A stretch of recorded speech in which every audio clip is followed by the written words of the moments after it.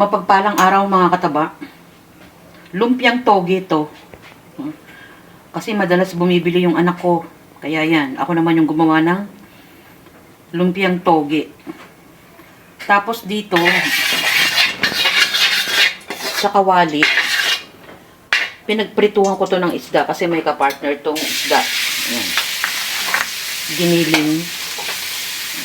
Yan na yung pinakapansahog niya.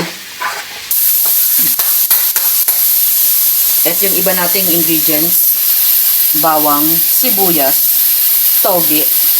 Tapos eto pinagsama-sama ko na. Hiniwa ko lang ng maliliit. Yung panglumpia. Lumpiang toge. Tatlong klase to ng gulay. Carrots, sayote, patatas. Ito naman ay repolyo at kinchay. Pwede kayo magdagdag ng beans at bell pepper, mga ganon.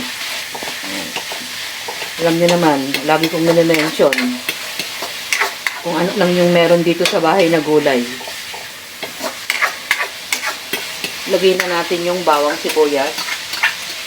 Pagsabayin na natin.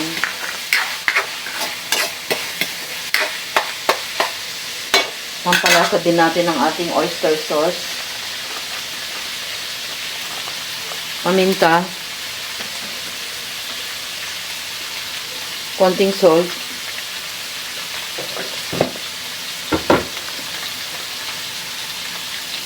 Ajinomoto, pampalasa.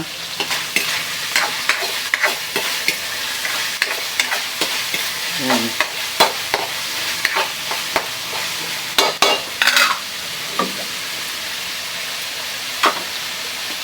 Lalagay ko na to.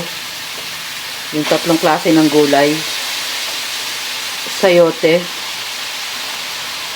Carrots at patatas kasama ng toge.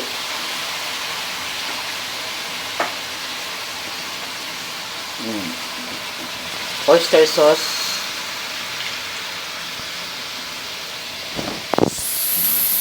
haluin natin.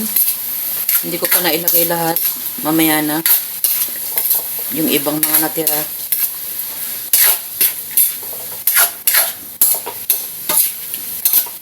Yan. Saka natin takpan. Natin ilagay itong dalawa. Repolyo. At yung ating kinchay. Kung yung iba ayaw maglagay nito, pwedeng wala yan.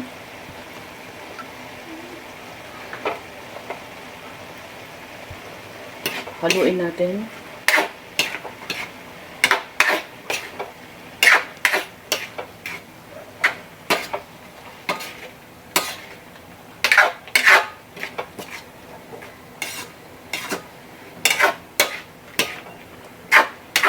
Saka natin takpan ulit.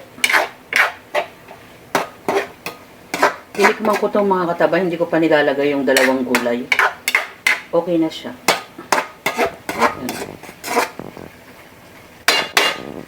Takpan natin ulit. Yan. After kong maluto, sumandok lang ako ng mga ganito karami muna. Yan. Pinalamig ko ng konti. Tapos pwede na tayo magbalot. Depende sa inyo gaano kalaki. Kung maglalagay. Magsasample lang naman ako ng isa. Yan, ganyan lang. At saka natin i-fry mamaya. Sabi ko nga nasa sa inyo gaano karami, gaano kalaki. Pwede nyo ilagay ito sa rep kasi nagisa na. Pero siguro ang isa pa nito mga 2 days. No, hindi naman to basta masisira kung marami tayong ginawa. Ayan. Ganun lang. O, diba mga kataba? Pwede na natin i-fry. Yan. After ko mabalot, sinalang ko na. Nakagawa ko ng 14 pieces yata to. Hindi ko na matandaan. Basta't mga ganun. No, yan. At pagkatapos niyan, makikita nyo na lang. Luto na yan. Nasa wisyo pala siya. Ayan. Luto na yan. Ganun lang. O, natakam tayo sa ating lumpiang toge. Dahil madalas bumibili yung anak ko para sa akin. Gumawa naman tayo ng ating sarili.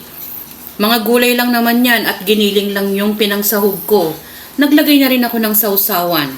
Alam nyo naman yung style natin sa paggawa ng sausawan. Suka lang na may sugar. Hinahaluan ko ng konting tubig para hindi ganun kaasim. Pambalanse yung ating sugar. At naglagay tayo ng pipino, sibuyas, bawang. Yan. Lagyan nyo ng paminta mga kataba. Memory gap lang si Mama Taba. Naglagay ako ng isang pirasong maanghang na sili.